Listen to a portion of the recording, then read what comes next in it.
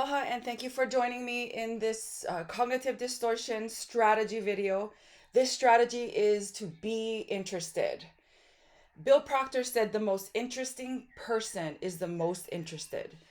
And I don't know exactly what he meant by this statement, but what I took from it is that really you become very interesting because if you are fortunate enough to be just sort of gifted with all of these different views and all of these people from different walks of life and different perspectives and different age groups and just different generations, right? If you are able to just imagine being infused with all of that differences, right?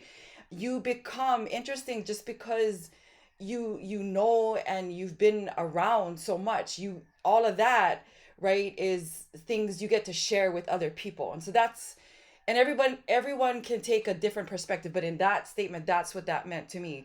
And it's, I would say that in my life it's pretty true, 'cause I think I'm just a natural curious person, and I like listening to other people's stories. I think that all of them are fascinating. And the one thing that I get from listening to people's stories is that everyone has a story, and a lot, and everyone has struggles that are unique to them. And when you start thinking like, oh, the struggles that you have are unique to you, you just are wrong, because then you listen to someone else's story and you're like, okay, wait, no, I'm okay. If they can, I can. And so this strategy is just like all the other strategies, very it's a good one. Alrighty, so what is this strategy? Be interested. To be interested means to be present in the moment and in awe of what that moment can bring to you. Now, how do you use this strategy? Very simple. When you're speaking with someone, interacting with someone, you want to make eye contact with and or upon that person, or item or media. Like if you're watching an important video or a broadcast, right? You want to be in the moment, and you want to concentrate on that moment. You want to periodically do a quick check to ensure that your mind is still concentrating.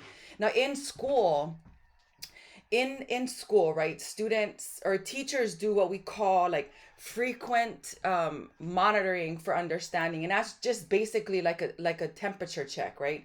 You're gonna be walking, like walking the classroom, and you're going to maybe just kind of walk up next to one of your kiddos and maybe tap them on the shoulder and ask, how are you doing, right? Uh, are you understanding the content? Do you need help? And then you might point to something that they're working on and be like, okay, what's that mean, right? You're just doing like a temperature check.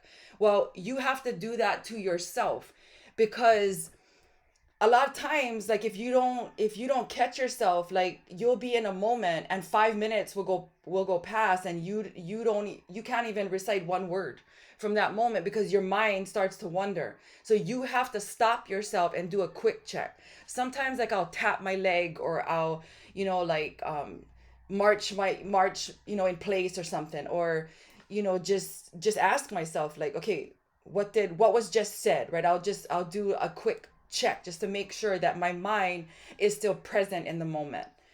You want to take deep or multiple deep breaths just to recenter your mind, right? Even if, like, you haven't done a quick check, or even if you did a quick check and you are in the moment, right? You just always want to take multiple deep breaths.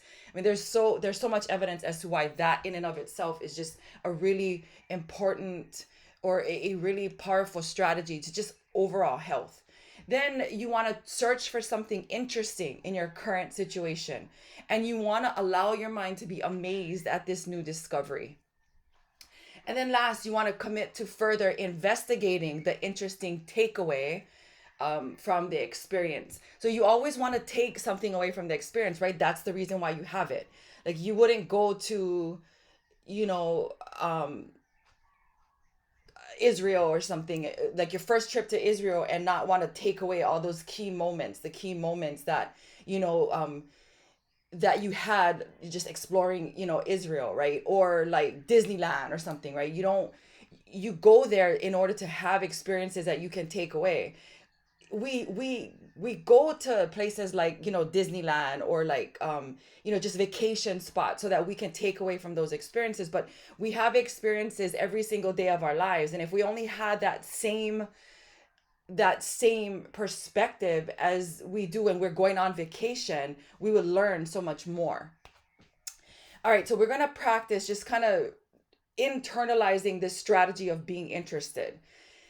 The next time you are having a conversation with someone, you're going to practice these steps. Okay. And then you're going to write down, once or you can even go back and think about an experience you had, right?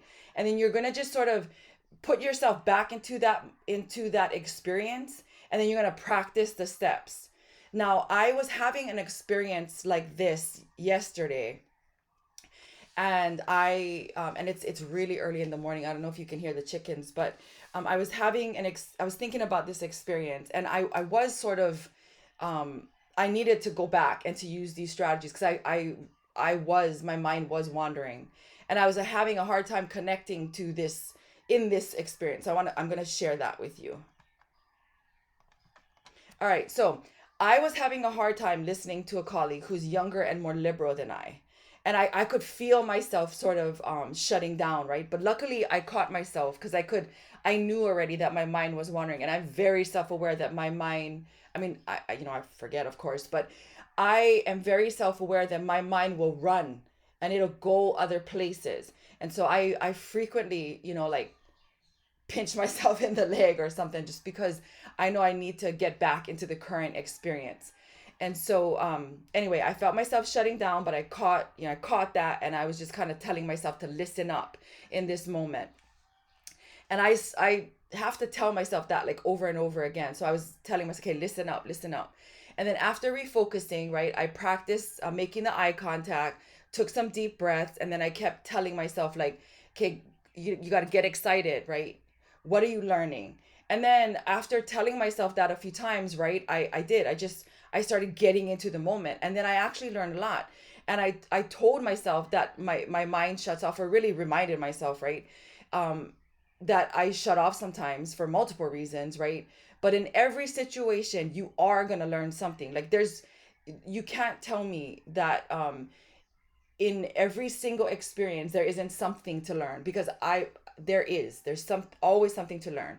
And when you take that perspective, then you will always learn something that will help you to get to your strongest and fullest potential. And then I actually began really liking this person, and this person is entirely different than I. And I know, just because of my own, personal fear, sometimes I fear that, like, it's uncomfortable being around someone who's so different sometimes, because you just don't know where you can connect. But once you get past the fear, and then once you focus on paying attention, and once just become interested, and decide that you're going to take away from that experience, right? You just have so many more greater experiences. And then when you're so aware, right, all of those cognitive distortions, they just start not to have they start not having so much detrimental impact on your life, because you can sort of repair them before they do damage. I hope you like this video. We have the last strategy coming up in our next video. Have a great day, and aloha.